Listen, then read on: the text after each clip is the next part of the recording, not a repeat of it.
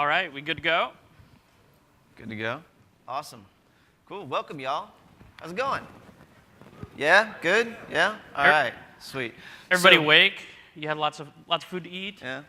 Falling asleep, maybe? So, quick little caveat about this session. Josh and I tend to talk pretty fast.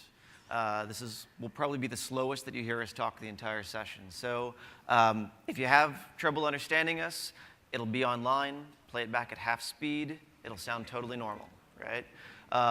Having said that, sort of, yeah, right? Yeah. Okay, cool. So let's get going. We're here today to talk about building for both Windows Store and for Windows Phone. Universal projects, you all heard about them. And so today, what we're going to do is we're going to take you on a little walking tour through Visual Studio, the process of actually building up an app from scratch. It so happens that this actual app I demoed last year at Build, except at that time I was just building it for Windows Store. Today, we're going to build up the exact same app, but for two deployment targets, phone and store. So we should probably introduce ourselves first. Totes. So I'm Josh Williams. I'm an engineer. I work on WinJS. Yeah. My name is Ryan J. Salva. I am a program manager working over in Visual Studio. Rock and roll. All right. So like I said, we're going to be talking about universal projects. Along the way, we'll end up using WinJS.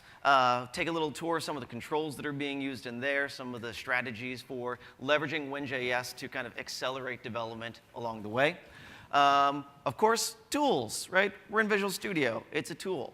But first and foremost, largest of all, we're writing code. We're here to geek out and develop. Yeah, we're going to spend about an hour. We're going to write an app up here on stage, and I think it's going to be awesome. You'll get to see us typos and all. Control-Z will get abused. That's right. All right, cool. So the app that we're building today, it's called Demographics. Super simple little app. Here's the basic idea so you know where we're heading with it. Demographics is basically a little Windows Store app that goes out to the US Census Bureau, pulls down some demographic information about a zip code, and displays some neat little infographics about it. So you can learn a little bit about a region that you're in. We'll type in San Francisco zip code. We'll type in your favorite zip code from your hometown so you can see how many women there are and all that good kind of stuff. Great. So let's get going. We're going to start by doing File New, go to a new project. And one of the first things that you're going to see here is we've got a bunch of new templates in there. Woohoo, new value right out of the box. Right out of the box. First dialog box you see. They're really, overall the same templates that you know and love in terms of there being a blank template and a grid and a hub and all that good kind of stuff. But there's this new kind called a universal project type. So we're going to pick a universal project type. And in this particular case, we're going to choose the navigation template. It's kind of my default starting place for most projects because it's got just enough code in there to kind of get you jump started with navigation, but you don't have to do a bunch of deleting.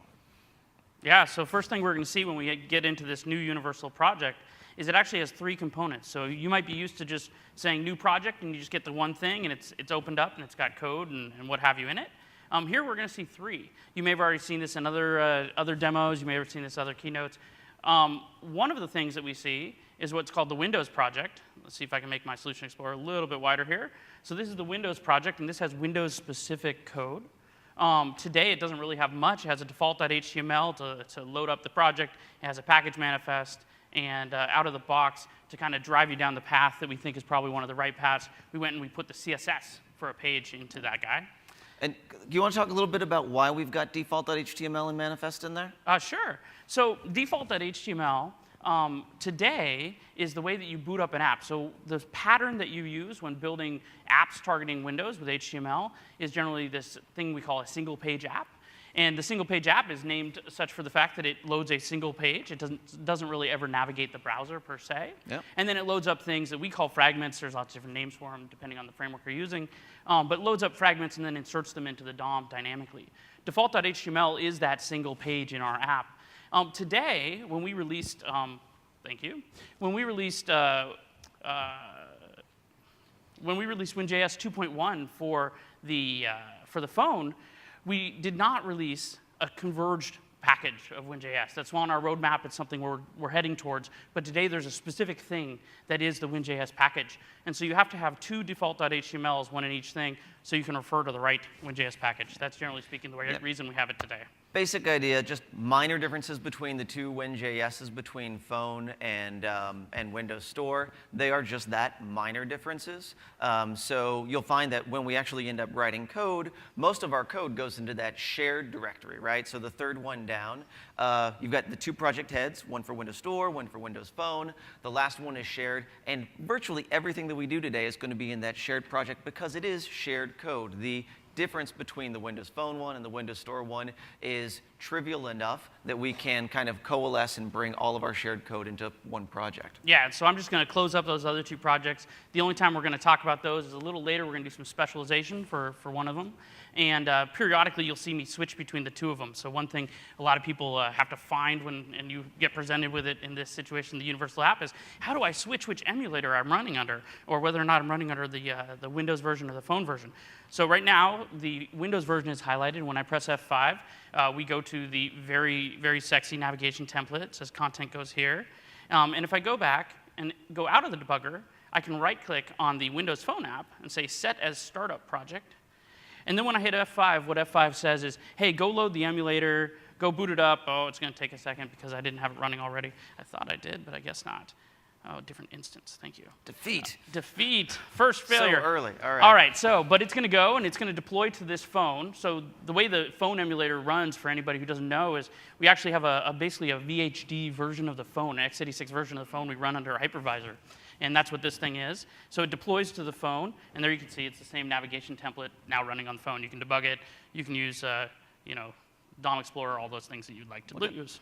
We just built our first universal app. We just F5'd it right there. That built for some lame definition of built. All right, we're not going to earn a whole lot of money in the store with that guy. No. All right, so let's actually get to the business of building this guy out. Great. So we're going to start by heading on over to our default page. And in fact, in the shared project, that's home.html. There it is. Which is actually where the content was being loaded into those default pages that were in each of the project heads.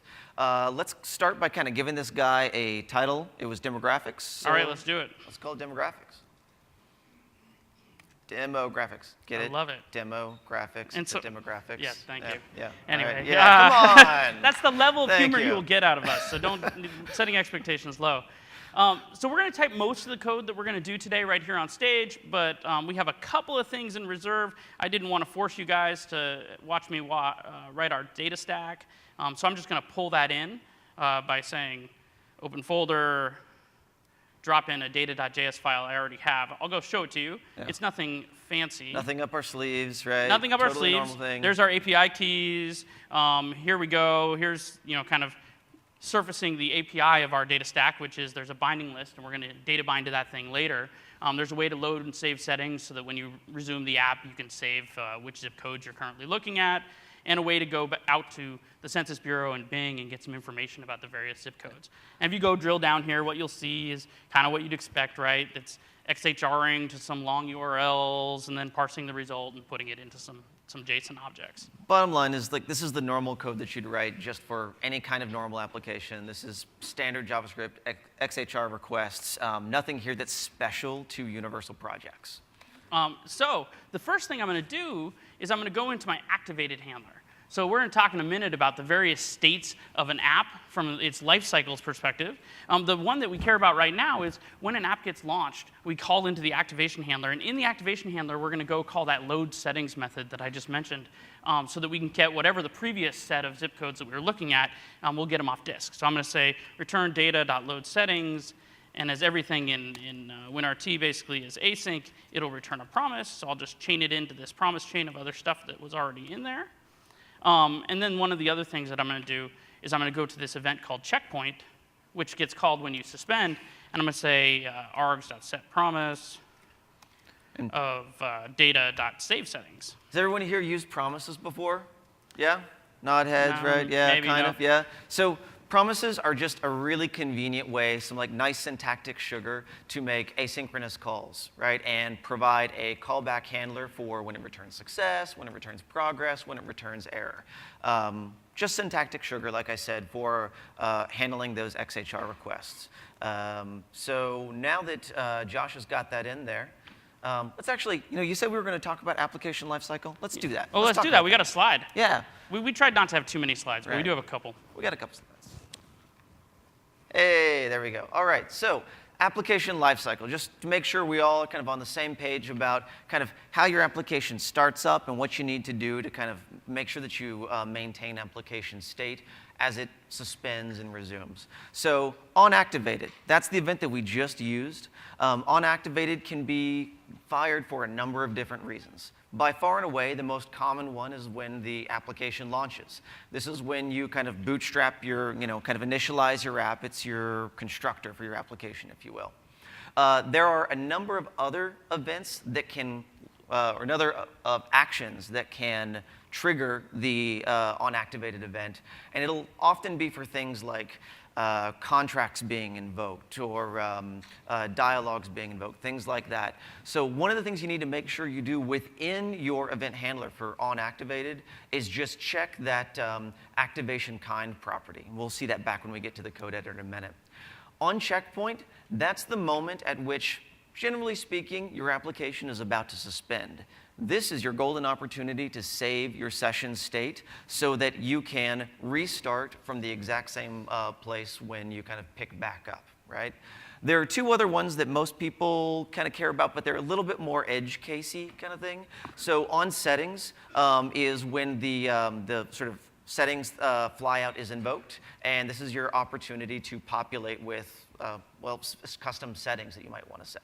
And then on error is, of course, hey, like if you want to run in, I'll call it web mode. Everyone here knows that within Win.js or within Windows Store apps, that when you get an exception, if that exception is not handled, application goes down. Right? That's kind of one of the things we might have ran into in our development.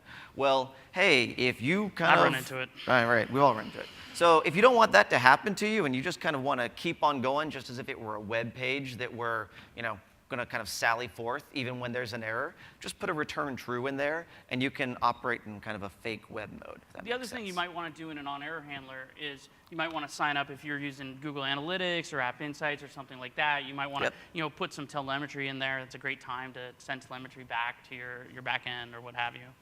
The one thing I'd add is just about the kind of activated to checkpoint thing. The process lifetime management in Windows Store apps tries to present to the user the perception that your app has never really died.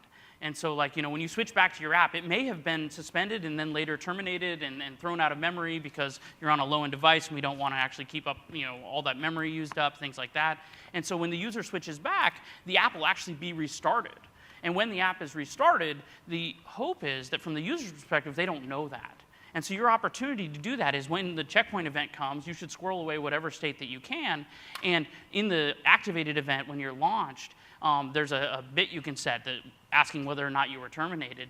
And when you're launched as a new activation, you're supposed to go back, do some fresh thing, whatever. But when you're launched as kind of a resuming activation, you're actually supposed to go in there and try as hard as you can to get back to that state that you were at before, go back to the right page in your navigation stack, things like that. Out of the box, the navigation template and our other templates in Visual Studio actually do a bunch of that. They save the navigation history stack, and they'll navigate back to the head of the history stack, the tail, I guess, of the history stack when you resume, things like that. But there's other work you'd need to do in your app in order to get that right. And so those are the events you hook in to do that. Let's get them back to code. All right, let's do it. So here we are. So we added our data.js. So let's show it to people. Sure. Let's run it. We're going to run it. Well, it's not going to do much when we run it. I mean, it loaded some data. Okay. All right. We made it slower. We hit the disk. So let's actually get some controls on the page. Let's do it. So for our kind of home page, right, we're going to create a list view. So in Win.js, one of the easiest way to create a list view is just by creating a div and then assigning that a couple of custom attributes. In this case, it's data win control and data win options. Data win control just declares what kind of control you're about to instantiate. All Win.js controls are just like JavaScript widgets, right? Data win options is going to allow us to set some kind of default options for that particular control. In this case, we're going to assign it a data source, which that data source is kind of populated back in data.js. Yeah, we saw that list that we loaded it into. Yeah, totally. Layout, in this particular case, we're going to call it orientation horizontal because we want the layout to kind of scroll left to right. Yep. That actually should be good. Oh, you know what we need here? What do we need? Oh, we need templates, dude. Look at that JSON string. Ugly, ugly, ugly. You think that's ugly? Well, I mean, I can read it, but... Okay. We'll see. Okay, so... All right, we'll make it look a little prettier for you. Let's add a template to that. Let's do it. So just because we got a list view doesn't mean that we know how to format each one of the item instances in that list view. So what we're going to do is we're going to declare a template right above the when.js list view control. And in this particular case, we're probably going to give a couple of like zip code, maybe, I don't know, the state that it's in or something like that. That sounds good. Okay. So we'll see. Double equals there. So when we go about putting in each of these, we're going to play a little trick, but we're going to kind of access the data binding features that come with when.js. So data binding, in this particular case, we're just going to data bind the text content. We're going to create a couple of elements, and you'll see there, data when bind, text content zip. But it's not enough just to kind of demo text content data binding. We can also do things like CSS properties. Let's do it. Awesome. All right. So I'm going to put these guys inside of another div. And on that other div, I happen to know if we go back to our data.js, we can find somewhere in here, we'll see the code that's saving it. These are all the properties that we happen to be getting from our server. And one of the properties that we're getting is state, and one of the properties we're getting is zip, and we just saw those. One of the properties we're getting is satellite. And it just so happens, I believe we have an image that we got from Bing Images, Bing Maps. Yeah, so we're just kind of going out. Basically what data.js does is once you've got a zip code, you can go out to Bing and say, hey, give me satellite imagery or roadmap imagery, what have you, for this particular Latin long, and it just returns back a simple little SRC. So we're going to data bind that to the background property here of this template. Now, I suspect we might have some beautiful, beautiful I suspect you're templates. wrong. We need to do one more thing. What else? We need to go actually tell the list view to use that template. Just by having a template around, Bingo. the list view doesn't really know that it needs to use it. List view, one of the things that the list view supports is, for instance, grouping. And in the grouping case, you'll probably have two templates. You'll have one for your group header thing and one for all the items, things like that. Maybe you have a couple list views in a page. So you have to tell the particular list view the template that you want. And so one of the things that we mentioned earlier is we're using this data when options attribute. This thing looks a lot like a JavaScript object syntax. It's actually very, very close to a JavaScript object syntax, and it has one kind of magical operator, which is called select. And what you can do with select is you can do what we call a scoped selector. And so it basically does like a query selector, except it kind of walks up the tree, so it tries to find siblings first. And so this is super useful if you end up using what we call page controls as like as controls themselves, where you might have multiple instances and you don't want them to cross-bind to each other. In this case, we'll just use it to reference that item template that's right next to us.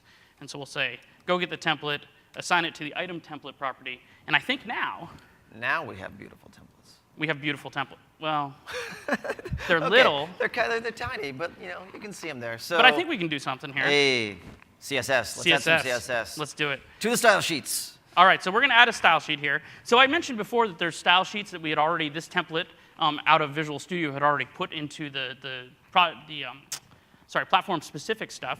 We're just going to put a shared one in here, and we're going to use that for now. And so we'll say home shared, and we will go into home, and we'll make sure that we reference it.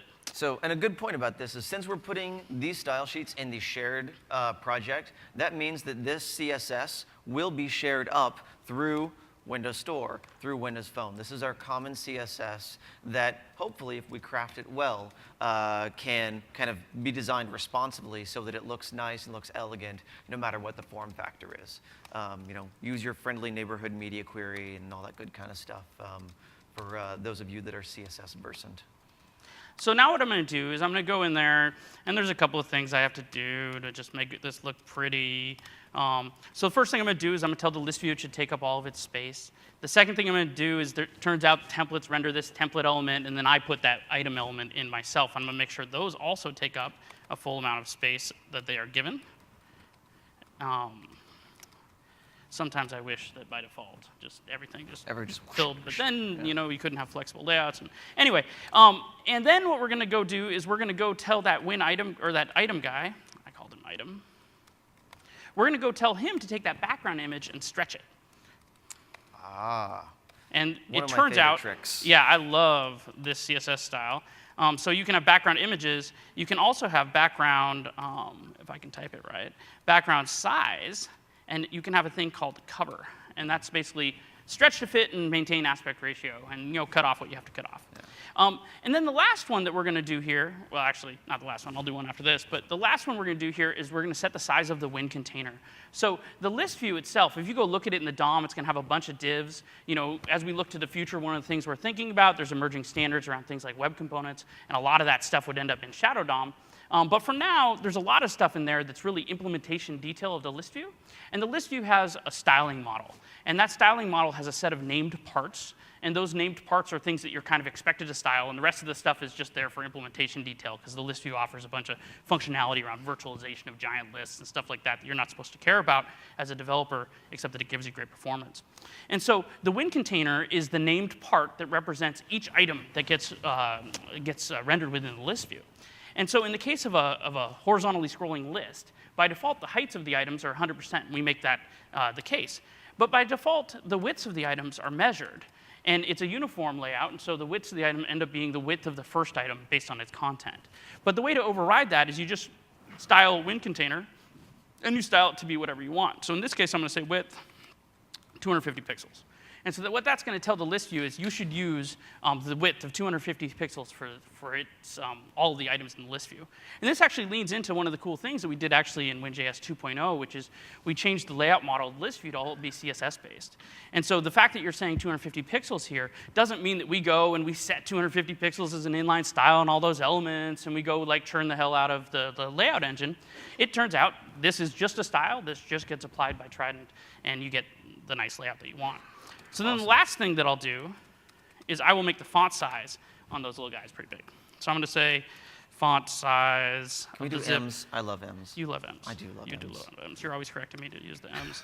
I'm going to make that guy 2 M's, and I'm going to make this guy, say, 1.5. 1.5 M's. All right. So now, if we're really lucky, when we run this, we will have something that looks somewhat prettier. Hey. The 2 M's wasn't quite where I wanted it, but that's okay. Well, that's all right. That's all right. We're not designers. We're developers. Yeah. Yeah. So. By the end of this talk today, you will see an ugly app, but that's okay. There would be some styling left to do. We're not going to do it here today. Awesome. All right. Cool. So we've got our items there. It would be great, if we could add new zip codes to it. That would be pretty cool. So let's do that. Let's find a way to add new zip codes. All right. So the way we're going to add new zip codes is one of the big, canonical ways of doing commanding in the Windows 8 UI is we use a thing called app bars. So let's go add an app bar to this thing. So what we'll do is we'll go back into our home page, and we'll say another div, data win control is WinJS UI app bar. And the app bar is that hidden commanding surface that you see a lot. It comes up off the bottom or down off the top. Comes up, yeah. And inside the app bar, we're just going to have some buttons. One of the cool things about buttons is that all of the buttons, or I'm pretty sure all of them, within Windows, leverage Sego UI symbol. It provides, I don't know, like hundreds. It's a lot of different symbols for common, a back button or a plus, or there's even like people in bathing suits. There's a lot of stuff in there. It's weird. But in this particular case, we're going to leverage some of those symbols to create our add button here. So that you can see the icon sort of name, its sort of friendly semantic name is add, which is a plus, right? We're going to give it a label here of add as well because, well, we're adding a zip code. And we got to tell it what to do. What happens when you click on it? Well, in this particular case, we are going to navigate, but we got to hook up that navigation. We got to go write the code. But one last thing I want to show you before we go actually write code. One thing you'll notice is actually so far today we've hardly touched JavaScript. The only JavaScript we've written so far was to go load and save the data, and then we copied in that big data file. But we can ignore that for the moment because that was copy and paste. In here, what you do is there's another trick that takes advantage of this select thing that I told you about before, which is inside of this fragment that we have here, and we're about to go see the reason this is the case. But inside of this fragment, you can reach up to get kind of the code behind object that represents the JavaScript API that you associate with this HTML. And we put a class on it so that you can select it in exactly this manner. And so if you say select.pageControl, that's going to do a query selector that goes up the tree and finds the local fragment. And then one of the patterns that we have in WinJS is all controls these things we call controls that are kind of one-to-one lifetime-wise with an element, you can go back and forth between the element and the JavaScript API that represents that element. In the case of its being the element, we tack a win control property on it that goes to the control, and in the case of the control, you can always do .element to get back. And then what we're going to do is we're going to bind to a handler that we haven't written yet called onAdd. All right. So let's add that event handler in. Great. For that, we're going to go to home.js. So every HTML fragment that you load in or page view is typically going to have a JavaScript file and a CSS file associated with it. And WinJS does all the work for you to inject that JavaScript into kind of the parent context so it starts running. In this particular case, on the init, we're going to add in our kind of event or reference to our event handler, which is itself a private function. One good thing to kind of note here, kind of as a pause, is I said that WinJS does all the work for you to add in those CSS files and JavaScript files as you navigate around. Particularly in the case of CSS, what that means is that the CSS, as the user navigates around your application, is just going to keep on layering on. So if there are 5 different pages within your application and the user navigates to all 5 of them, all 5 of those style sheets will be added into the DOM and kind of persist there throughout. So you'll notice earlier that Josh was using some fairly specific selector syntax, and that's exactly why. He's essentially protecting himself by creating greater specificity through an ancestor tree in the selector. And this is another one of those things where there are emerging standards around things like web components, and one of the things that's been talked a lot about there, although it keeps on going back and forth, is this concept of scoped styles. In the presence of not having scoped styles, one of the ways that you emulate it is you put a well-known unique class name on things, and then you always use that to kind of scope your query selectors, both in CSS and then when you're looking for things. And that's what this does here. Let's get back to that JavaScript. All right. So while Ryan was talking, I did 2 things.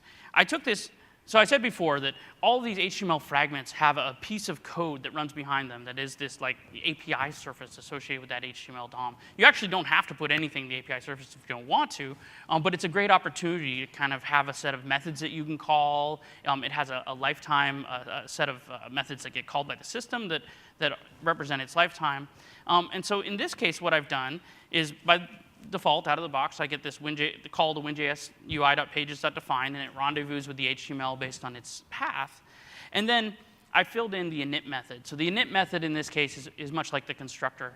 And what it gets passed is the element into which this fragment is being rendered. The fragment at the time of the init method has not actually been rendered. So like all the DOM that we saw, it isn't there yet. It's just the empty host element.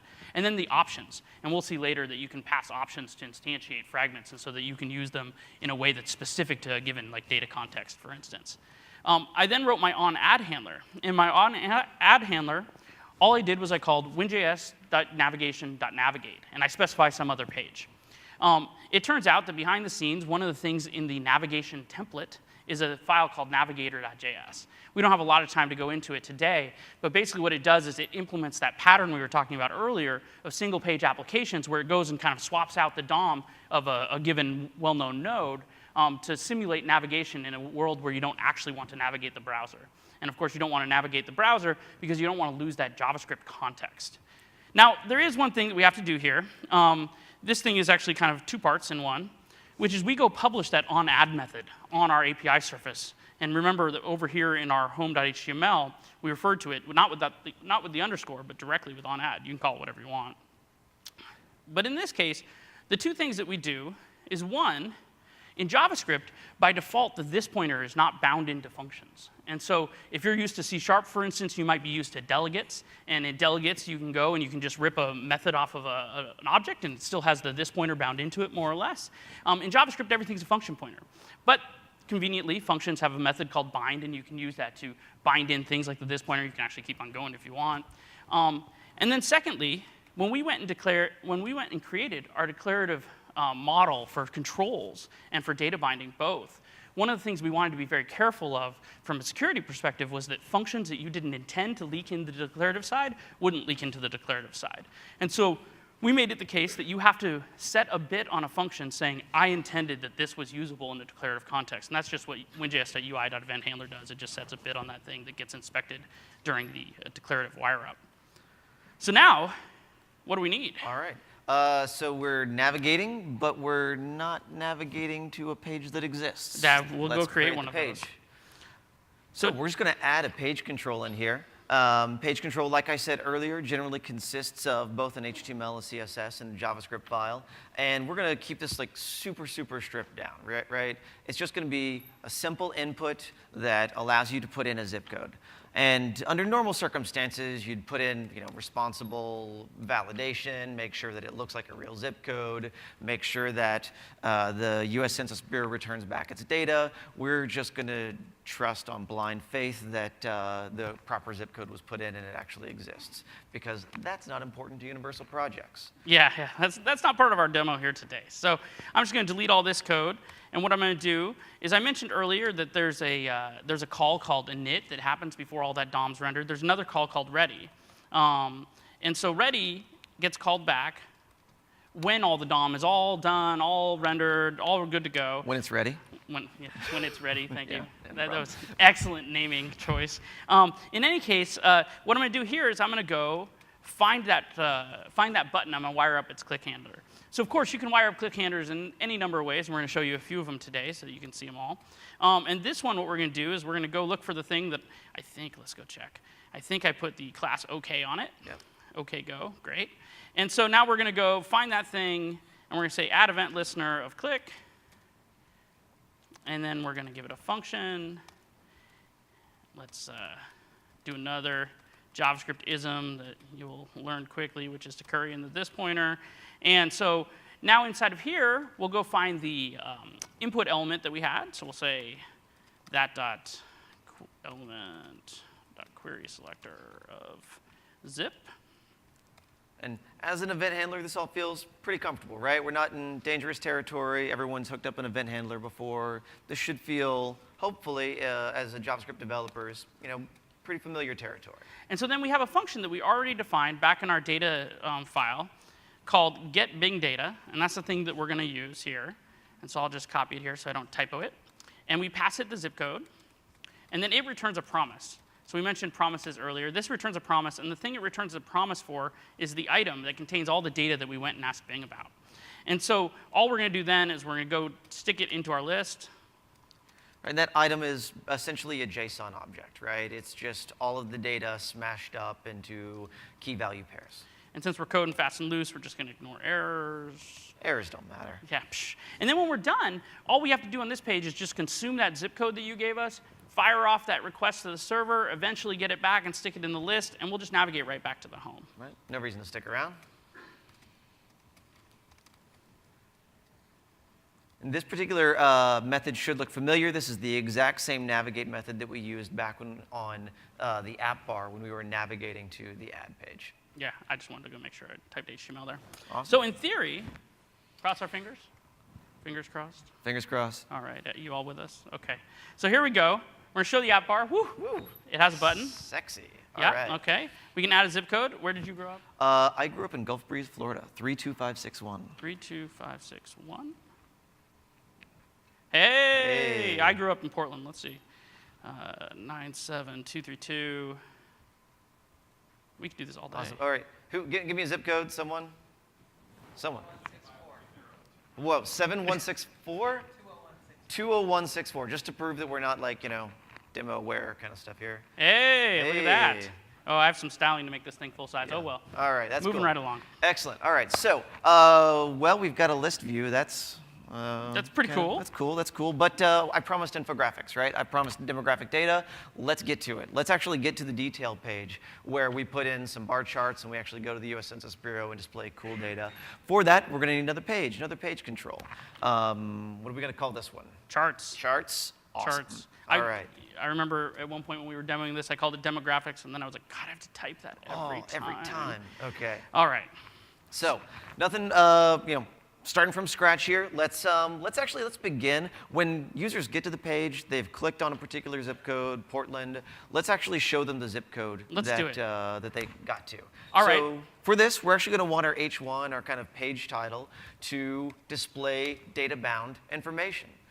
So we're going to use that same little trick that we did before, data when bind as our attribute, put it onto text content. But we've got a little problem that By default, out of the box, our pages don't have data binding. Yeah. Certainly something we thought about, certainly a feature request. We're considering it. But right now, you can add it pretty easily. And so the way you add it is, we've seen so far init, and we're going to add one of those.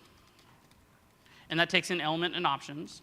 And like I said before, the thing that comes in options, that will be kind of the data context for this page. And so let's stash it away on our page so that we can bind to it later. Then there's another one ready that we talked about. And then there's one called processed.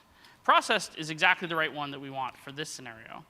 And what processed says is, hey, I just finished instantiating any controls that exist on the page. If you have anything else you have to do before you want to show this page to the user, you should put it in here. Yeah. Have you guys seen the process all method, right? This is the kind of the end of that. Yeah, we use this term processing a lot. It's, anyway, it is what it is. And so we talk about process all as a function that goes through the DOM and it lights up our declarative attributes. In this case, processed is the terminology we use to, of course, say we just did that to this thing. And what we'll say here is we'll say return. All of these functions can return promises, which will kind of stall the pipeline of creating this fragment. And we'll say return winjs.binding.processAll. We'll specify the context as element of the thing that we want to process, and then we'll specify the data context. In this case, we'll just give it the page control itself. Awesome. And so if you've used XAML user controls, this is a lot like a XAML user control where you bind to yourself. And great. So in theory, that should be good. How do we navigate to here? You know what? We got to hook up navigation from the list view itself. Let's do it. Back to ye old list view, right? So we had hooked up a navigation kind of method to our add button. But right now, each one of our list items is kind of sitting there dumb and still. It doesn't know what to do with itself. So here, we're actually going to kind of hook up the exact same kind of navigation method, but this time we need to pass data context over to our charts.html page. Yeah, and so what we're going to do is there's a event that gets fired by the list view called item invoked. And so the list view has, among other things, it has things like pressed animations, so it presses in. We'll see later on the phone, it does this little tilt press. Mm-hmm. And when you actually invoke an item in the list view, it'll fire this event. So we can go write an event handler for that, and we'll start just by copying this guy, because copying and pasting is always better. And we'll go change this guy to onItemInvoked. And we'll go up here and do this dance that we have to do.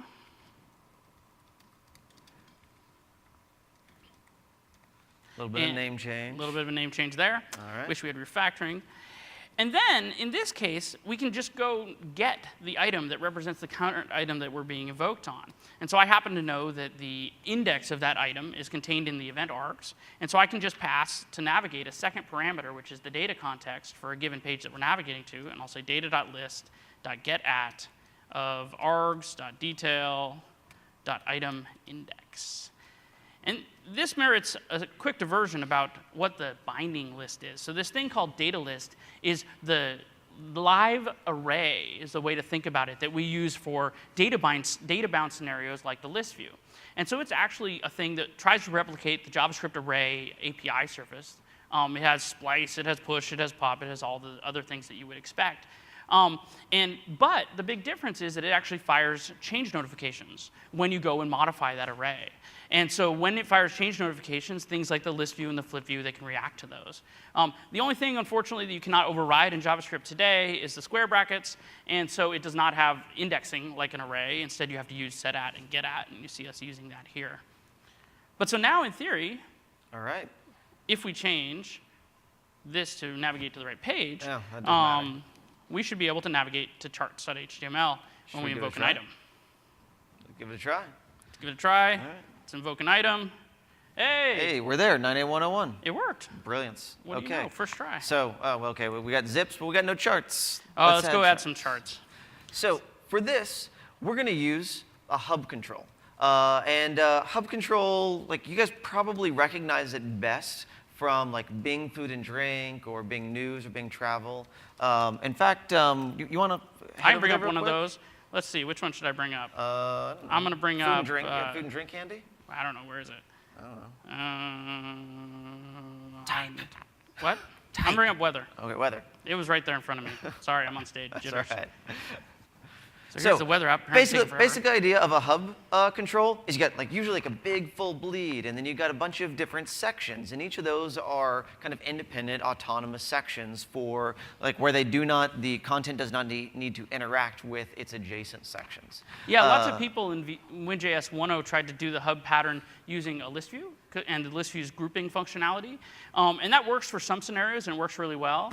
But it turns out that in 2.0, we went and built the hub thing because most people who were doing that actually had heterogeneous data, not homogeneous data. And it turned out grouping was not the right thing to do for that scenario. You could make it work by kind of manipulating your data and your data list and be like, OK, well, I'm going to stick things in there, and then I'll group them on the different nature of the things. But it's much easier just to do this, and you can just stick whatever content you want in there, and we'll see that right now. Yeah.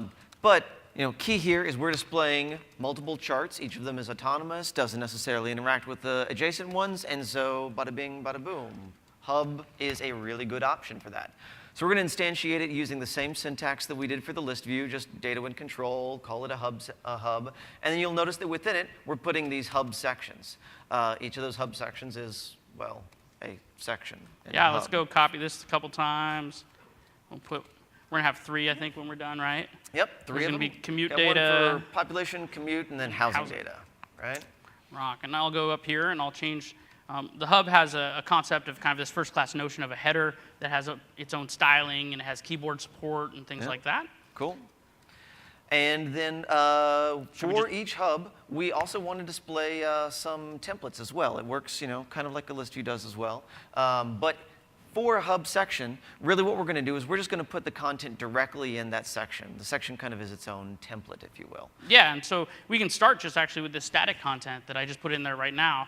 And so when we go in here, you can see population, commute, housing. It's not very interesting for sure, but it has our 3 sections. It has whatever we put in there. We could have put an image tag and showed an image. In that case of the full bleed image, you of course could make that data bound. But if you didn't want to, if you just want to have some static thing, that would be fine too.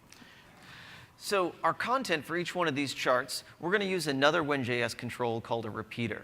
Repeater is an awful lot like a list view in so much as it instantiates multiple instances of a particular template. But whereas list view has kind of a particular layout inherent to it, a repeater is just stamp out multiple instances of the template, and it is up to you as the developer to decide what format you want that to take. In this particular case, we're going to use the repeater to stamp out age, gender data. And that is just kind of going to be a collection of divs. And then we'll use some CSS magic in order to make it actually look like a chart. And so I promised Ryan so many times that I would learn these templates before this demo, and I did not. For shame. For shame. But luckily enough, I have them in my back pocket. And so one of the really cool things about the repeater, in my mind, is the list view, is a really complicated control that does some really complicated, cool stuff like virtualization, grouping, keyboarding, all that kind of stuff. The repeater is really about just stamping out a specific set of DOM elements in the shape that you want them in, and not virtualizing them at all, and things like that. And so we were able to lean into that and just allow you to, for instance, specify the template directly as the child of the repeater. And when it gets instantiated, that goes away and it gets replaced with actually templated content. The repeater is live. It binds against a binding list, and it will change the DOM as changes occur in the binding list, and it has an event model so that you can do animations if you wanted to, for instance. But it doesn't do any of that stuff out of the box. It's really just about creating HTML. And in fact, you can see we're doing some of the data binding right there. Some of the same tricks that you saw earlier in the demo where we're data binding text content and style. In this case, excuse me, we're data binding the width to reflect the percentage of women and men. Yeah. And one thing I should mention is that, I mentioned before, the list view has this big model where it ends up with lots of divs that, would eventually become, for instance, shadow DOM. In the repeater case, it's exactly what you type. So if you wanted to make this a list instead of divs, you'd make this a UL, you'd make this an LI, and you'd move on with your life, and that's what would actually get stamped out. And that's kind of more in the vein of this being kind of a building block versus the other thing being more of a big personality control. Awesome. All right, cool. But one thing we do need to do now is we need to go get that data. Right. I was going to say, we don't have any data for this yet. It's just kind of sitting there without a friend in the world. So in order to establish that data context, earlier we passed the item over to kind of the item object from the list view back over to the page. Now we need to establish the data context for kind of each one of these repeaters. So what Josh is going to do here is do a little bit of copy and paste to basically say, hey, our data corresponds to each one of these objects, or rather objects, properties that are available in our data list. Sorry, I just don't want to all right. screw it up on stage. That's all right, no worries. And so it turns out what these guys take in is that options object that came in, the context, and that's what they use to then go form their query against, say, the Census Bureau to go get their specific data. Now, one of the interesting things I mentioned earlier is, all these things, of course, are async requests that are going across the network. They can take arbitrary periods of time. And so in this case, they're going to return promises. And so before we go render this page, we'll want to actually have the data. There's no point in showing the user a flash while the page hasn't rendered yet or anything like that. And so what we can do here is we can return a promise from init and say, well, that promise is fulfilled when we have the data. And in order to do that, there's a cool function on promises called join. And what that does is it takes either an array or an object where the properties are promises, and it doesn't yield a result until all those things are finished. And so we'll say, get that thing. And so for this one, it's an all or nothing kind of thing, right? All of the promises have to return back success in order for this particular event handler to fire. And if any single one of them fails, then the entire joined promise fails. Great, and so then what I do is I take the result, because remember these things here were promises. What happens when I get to here is I actually have the actual lists in hand, and I assign them to myself, and I'll use them back in the HTML. You can see here that I bound it to the data property on the repeater. Awesome. So now, last thing we need to do here is we need to add in the CSS that Ryan was talking about, which you also don't want to watch us try to type on stage, because we will not You really don't want to watch us create 50 different style rules. Height equals blah. Width equals blah. So we're going to include that here. We'll go make sure, of course, to include it here. And in theory... Fancy. That's what I called it. Hey! Hey, look, we've got a little histogram there. Although we could use more charts. We could use more charts. Let's add in our more charts. So for these, really, it's the exact same thing that we did for the first one. It's just 2 more repeaters with data-bound height and width and that kind of thing. So you've seen this before. So we'll just paste this guy in here. We'll take our third guy. And in whatever app you're building, this will be the kind of data that you're doing. It'll be the shape that you want to do it, relative to the structure of the app. It's very much irrelevant. Awesome, cool. And while we're here, we're gonna go. Let's take a look at it. All right, so there's the problem. There's your problem. So we got a couple of circles in the center, but we got nothing that says kind of what those circles indicate. People commute 52% by big circle. Indeed they do. In 98101. If I go to Brooklyn, New York, people commute 69% by big circle. By bigger circle, okay. So let's get some icons in there, shall we? Okay. It so happens I also have, maybe that was funnier than the earlier joke. Yeah. Anyway, it so happens I also have a few icons that are sitting around, and so we'll just go in. We'll take advantage of our project system here, and we'll go make a new directory called images. Right. And so these images are just going to go into our shared images folder as well. Now, if you're deploying an app that goes to both store and a phone, think twice about what kind of images you put in that shared images directory. If you're deploying to phone, you don't want the ginormous high-res image that's supposed to be a hero on the Windows Store that's connected to a network cable and all that stuff. You want something that's a little bit more appropriate for the form factor, right? Yeah, and one of the things you can do here, if you're interested, is we have a technology built into Windows called the MRT, which is used for resources. And it can kind of multiplex on a whole wide variety of things. One of the things it can multiplex on is kind of DPI. And so you can go find out more about that online, but you can basically have a set of images that you've prepared for different DPI scenarios, and then it will just do the right thing and load the right one at the right time. And the way it basically works is you use a directory structure to represent the different things, and it kind of does the right thing when it loads them. Cool. So now you can see here, we already had the background image being bound in. We just didn't have the images in our directory. So in theory, we will go here to Brooklyn, New York, and it turns out Big Circle is... Bus. What do you know? All right. And here in 98101, which I believe is Belltown, in Seattle, Big Circle is bike. Big Circle's bike. All right, cool. All right, so But I do have one more thing. what's that? I have one thing just to class it up a bit. Oh, dude. It turns out that we're not designers. No, we're not designers. But we do have animations, and so we're going to say Pulling out all the stops here. I'm pulling out all the stops. stuff. What's that? Class equals, and we'll say background image. And then what we're going to do is we're going to bind that satellite image that we have. It's a high-resolution satellite image. We're just going to bind it into a div here. And I'm going to show you the CSS in a minute that's going to make this really cool. And so we'll say style.background image is, I can never spell satellite. Where did we use satellite before? Satellite. I don't trust you. I'm just going to copy and paste it. All right, or maybe I don't trust myself. Anyway, so I'm going to do that there. I'm going to have to go back into charts. And so, we have shown a couple different examples. Oh, we're already binding it. Great. And then, if we go look at fancy.css, what I've already defined in fancy.css is a background image class. And that background image class says be height and width 100%, be fixed, be some set of opacity, and then run this animation, twist zoom, I called it. Take it 3 seconds, give it an animation timing function, whatever. And what that's going to do is it's going to animate from kind of zoomed in and rotated to a little less zoomed in and rotated. I'll do the sound effects. Can everyone go zoom when it happens? It'd be really awesome. Oh, it didn't happen. Go. Oh, that's our first big demo fail. That was. All right, so then never go wah, wah. Wah, wah. Sad Now, why didn't it trombone. happen? Well, we'll take a second to navigate. We're running out of time, actually. All right. All right.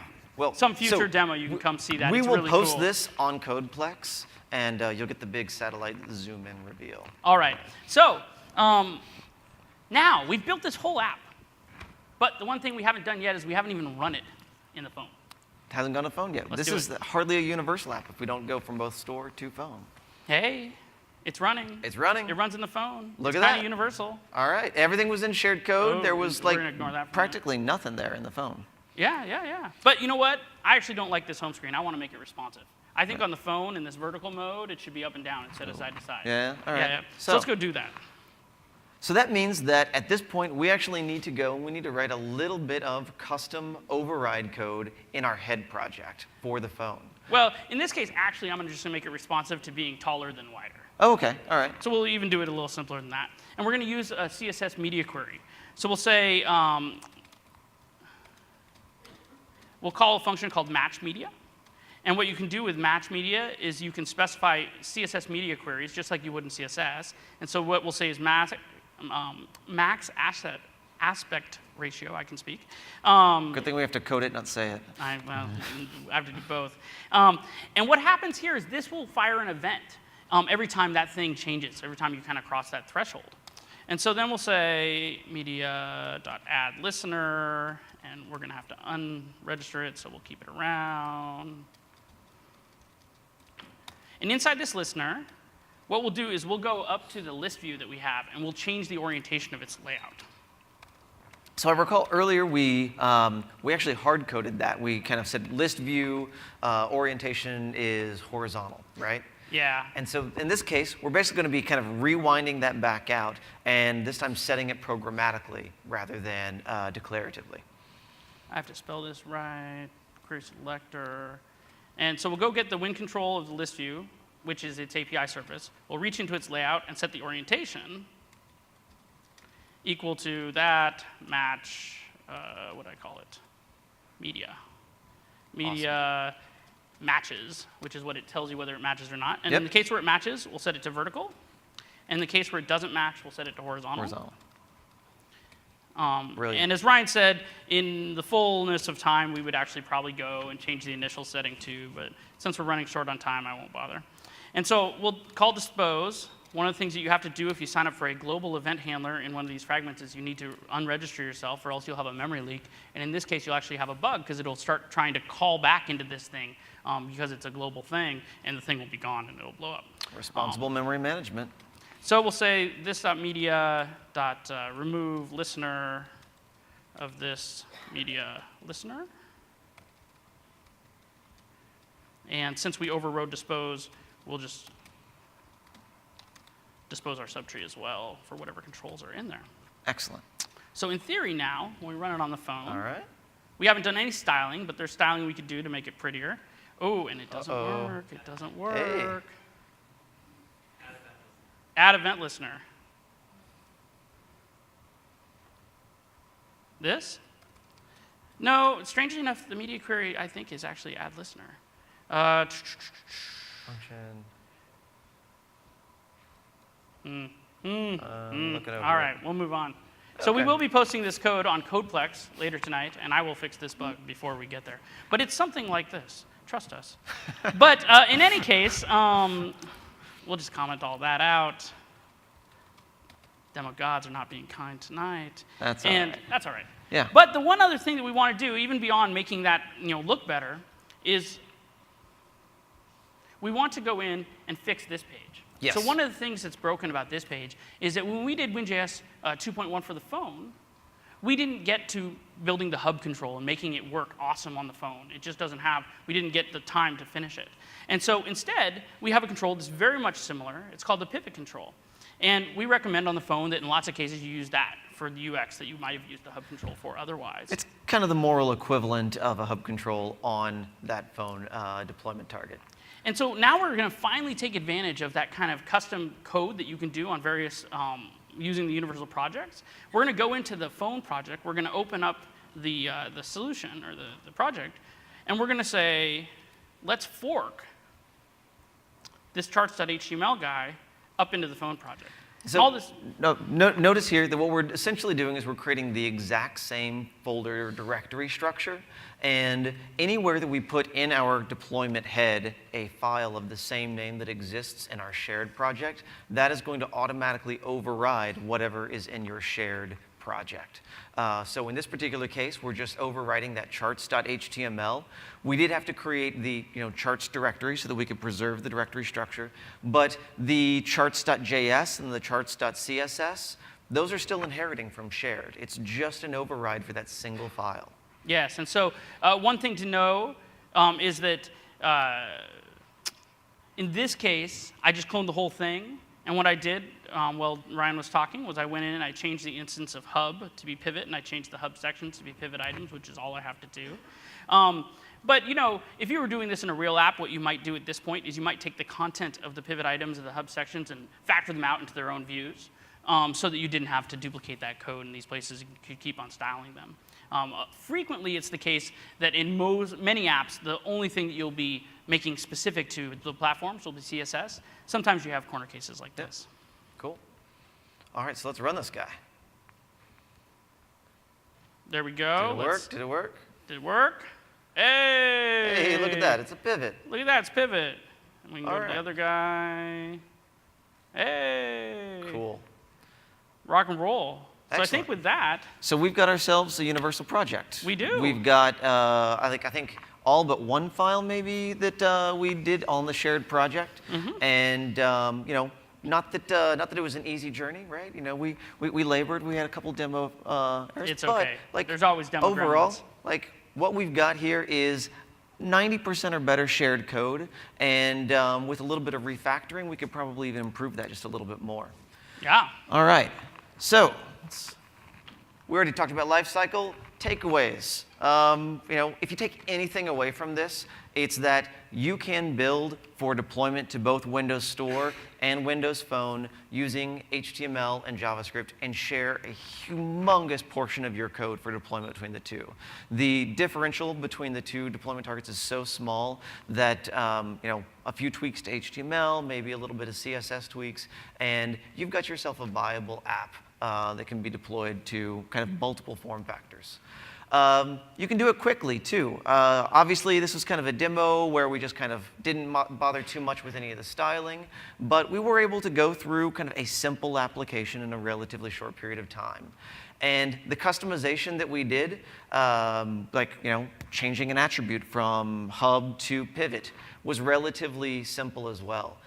So we hope that you'll spend some time kind of exploring it, maybe taking one of your apps from last year and bringing it to phone, see how long that journey takes you.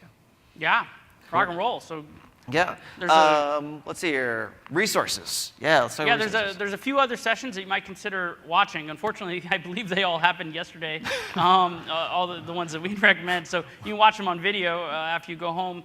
There is another session on F12 tools, I think, tomorrow that's pretty cool in IE.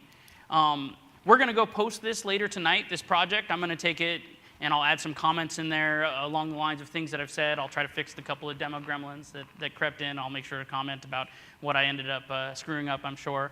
And we're going to post it up at 2540, which is our session number, .codeplex.com. So you'll be able to find it there later.